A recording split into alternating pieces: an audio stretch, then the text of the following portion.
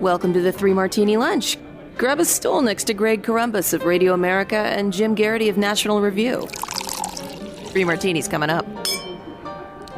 We are really glad that you've joined us for the Tuesday edition of the Three Martini Lunch. We've got good, bad, and crazy martinis for conservatives yet again. And Jim, we also want to remind folks that tomorrow will be our second Three Martini Lunch interview that we've ever done. Last month, of course, we chatted with longtime sportscaster Bob Costas. Tomorrow, we are going to have a more direct political figure. Yesterday, we told you that he could speak to domestic and international issues. Today, I will say, if you have followed politics closely for the last, I would say 15, certainly 20 or 30 years, this will be a person who is extraordinarily familiar to you.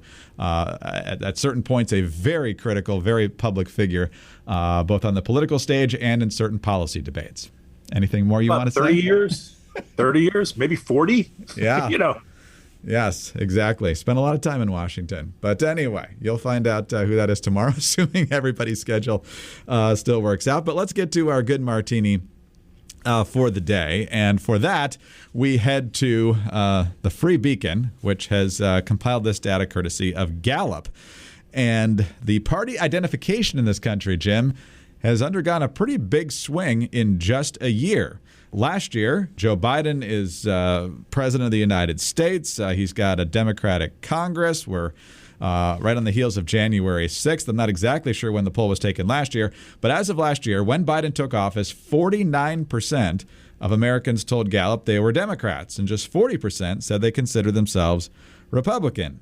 Since then, in just a year, the Democratic Party's 9-point advantage has turned into a 5-point deficit, with just 42% of Americans identifying as Democrat and 47% identifying as Republican. And of course, when you factor in Biden's poll numbers themselves, averaging around 42, but we talked about the Quinnipiac poll last week where he's down to 33% among adults, which is about as low as we've seen presidents get.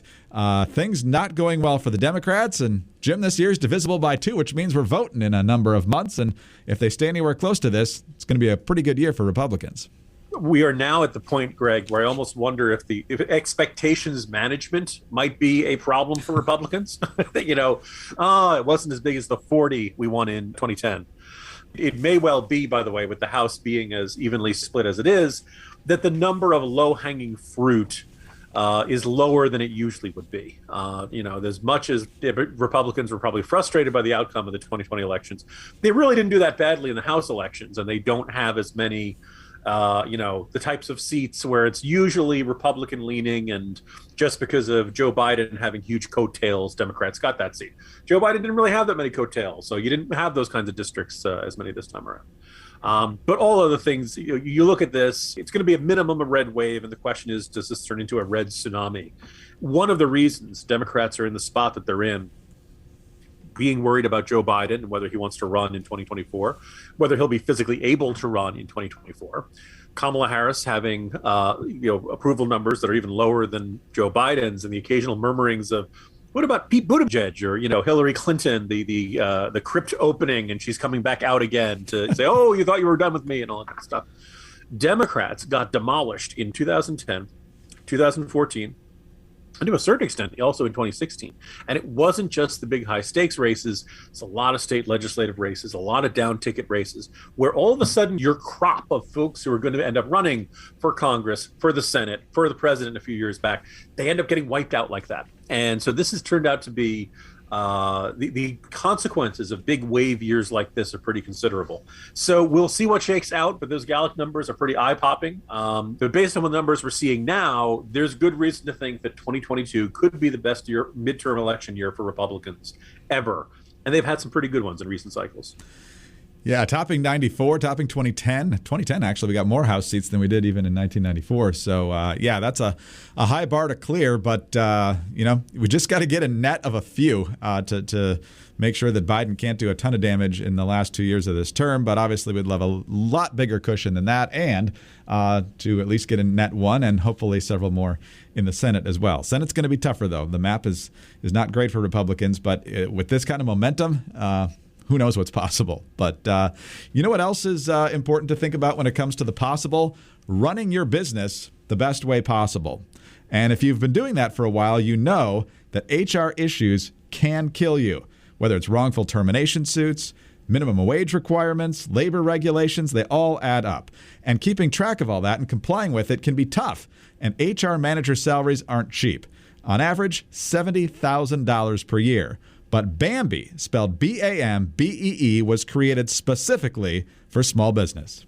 You can get a dedicated HR manager, craft HR policy, and maintain your compliance all for just $99 a month.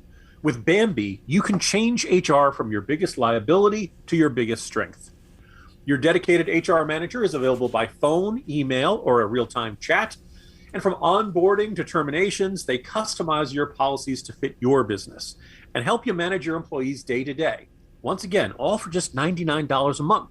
Month to month, no hidden fees, and you can cancel anytime. You didn't start your business because you wanted to spend lots of time on HR compliance.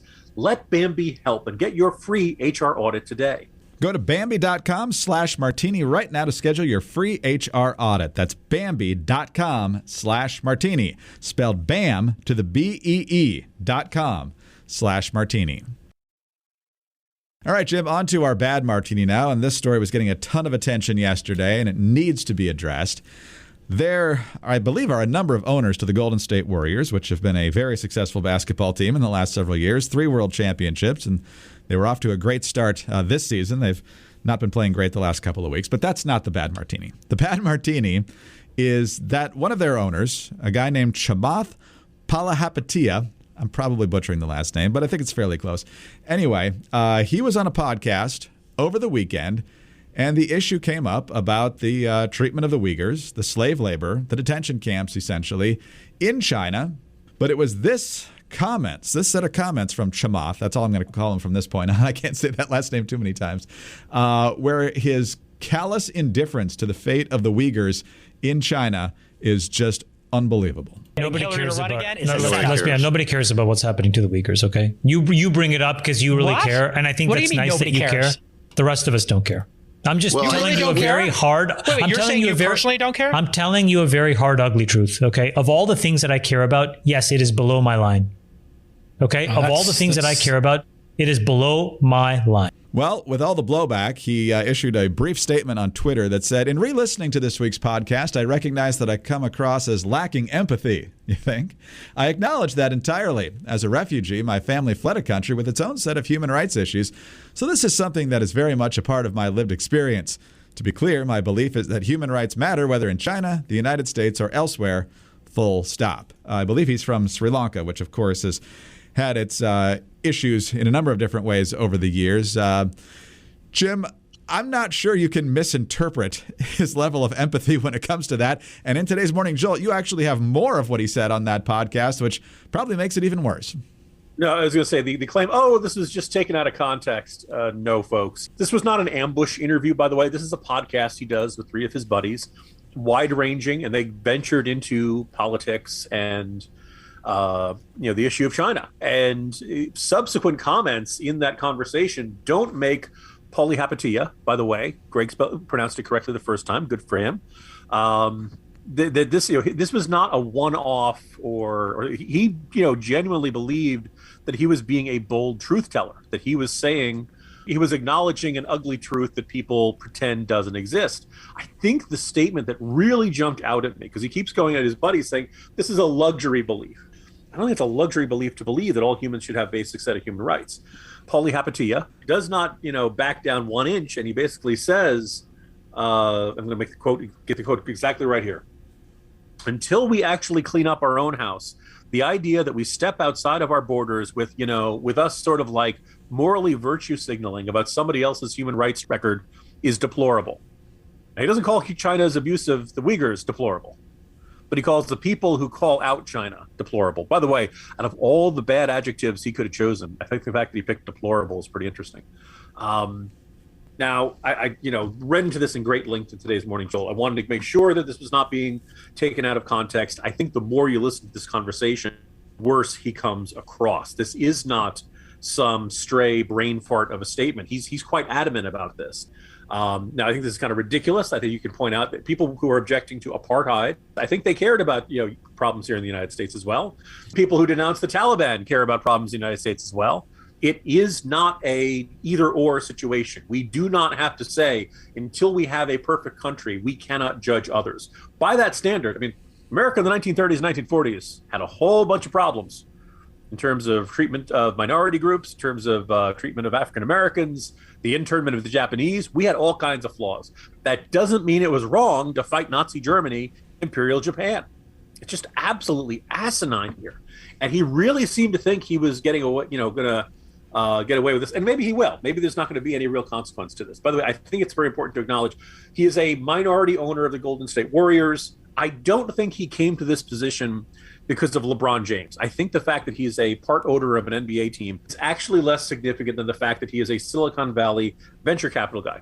That basically, I think he's reflecting the mentality in much of Silicon Valley that the market of China is so big and so important that we can't let a little thing like genocide get in the way. And what interestingly, during that conversation, he said he really scoffs that his friends believe that what's going on with the Uyghurs in China is comparable to the Holocaust.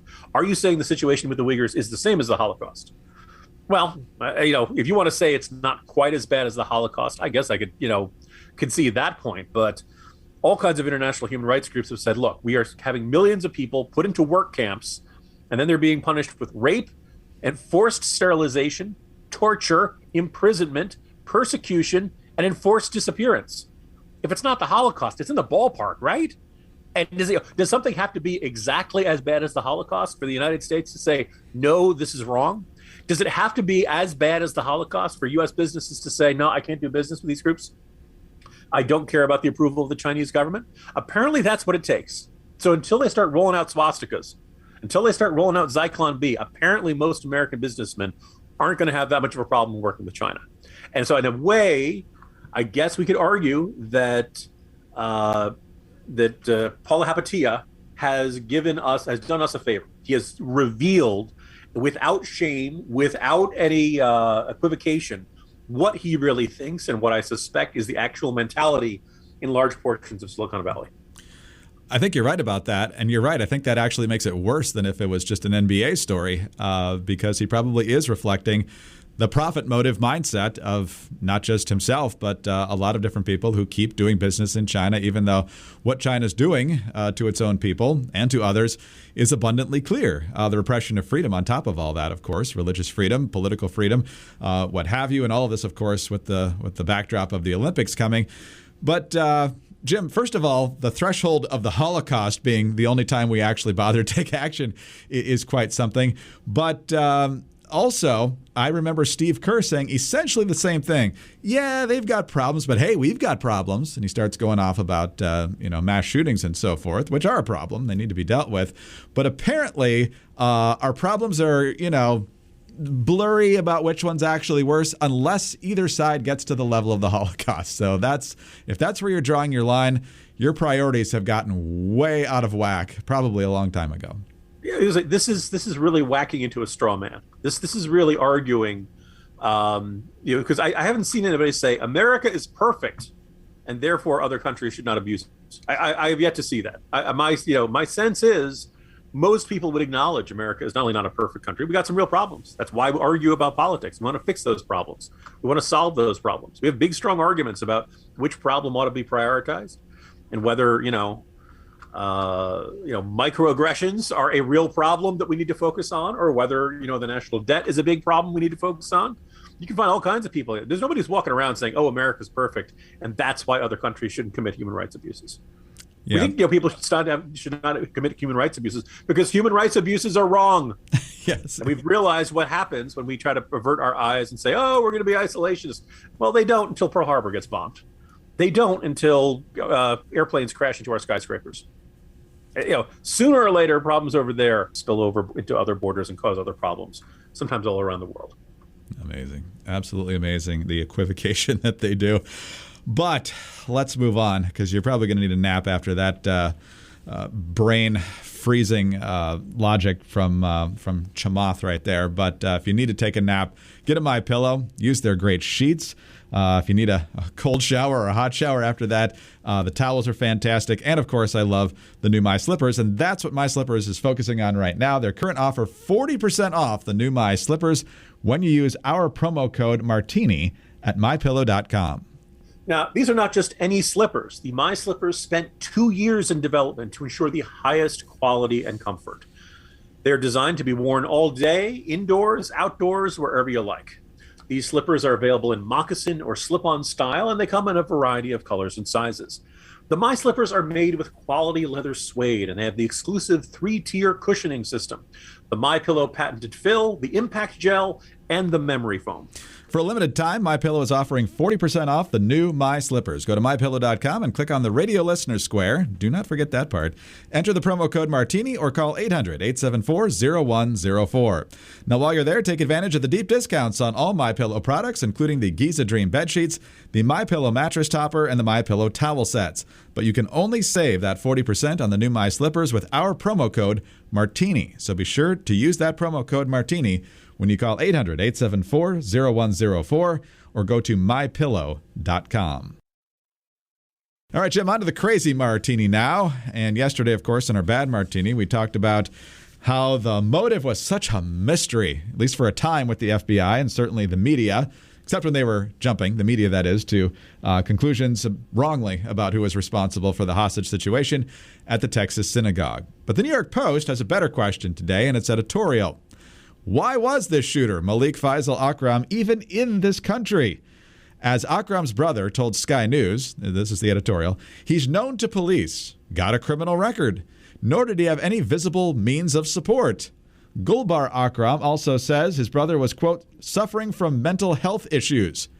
And the Post says, yet the feds say he somehow got a visa and flew into JFK around New Year's, listing a hotel on Queens Boulevard as his destination. He then made his way to Dallas, where he stayed at a homeless shelter for a week and bought a gun, quote-unquote, off the street, according to President Biden, who, to be fair, the Post says, has been known to make stuff up. They go on to say American travelers put up with a vast amount of security theater, millions of man-hours lost each year to unpredictably long TSA lines, intrusive pat-downs, and the whole take-off-your-shoes and belt rigmarole.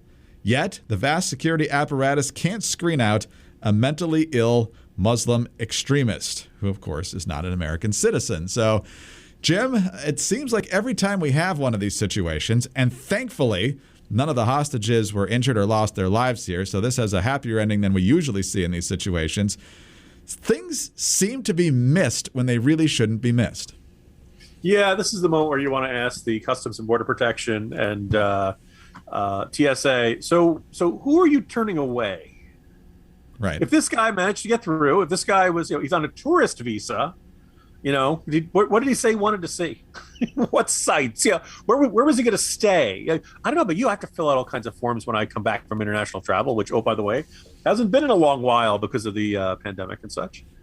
I thought the pandemic had put a kibosh on all kinds of international travel. This guy comes in, really? That's all it took? Really disappointing, really frustrating. We've had multiple presidencies say we're going to get this fixed, we're going to take care of it. It is an indication. You have the sneaking suspicion that actually only a cursory review is done of these folks. We'll see if it actually is done. What's interesting, you can find people who are legal immigrants and who have nothing to fear, who have all kinds of grief and aggravation getting into the country. But this guy, tourist visa, sure, come on in, go right ahead. Oh, where are you staying? Homeless shelter? Okay, that's great. You ranted in court about the Jews? Oh, okay, you're fine. Come on, you'll fit in well. Really infuriating, Greg. Jim, I don't like to make predictions like this, but how soon will this story get memory hold if it hasn't been already? What story, Greg? That's how fast. Yes. Yeah, I've seen virtually nothing on it today other than what the Post pointed out here, which is a very, very good question. And there's probably several other very good questions that ought to be asked here. But because the narrative has been compromised, we probably won't get a very robust discussion of those things. But Jim, on that note, rest up, and we'll have a special episode together tomorrow. See you then. Looking forward to it, Greg. Jim Garrity, National Review. I'm Greg Corumbus of Radio America. Thanks so much for being with us today. Do subscribe to the podcast if you don't already. Tell your friends about us as well. Tomorrow's episode would be a great time to do that, in fact. Also, thank you very much for your 5-star ratings and your kind reviews. Those always help us out. Get us on your home devices. All you have to say is play 3 Martini Lunch Podcast. Follow us on Twitter. He's at Jim Garrity. I'm at Dateline_DC. Have a great Tuesday. And please join us on Wednesday for the next 3 Martini Lunch. Hey guys, it's Mock and Daisy from Chicks on the Right. We're excited to tell you about our podcast, the Mock and Daisy Common Sense Cast. From discussing topics like cancel culture, what's happening to our new generations, crises in our nation, and even some high-profile interviews, each week we touch on subjects that matter to us and matter to you. And we're not afraid to tell you how it is, so tune in every week to hear us talk about the things or even just get a good laugh. To find out more, go to our website, chicksontheright.com, or start listening on the Apple Podcast app, Spotify, or your favorite podcast app. Don't forget to leave a comment or review and subscribe.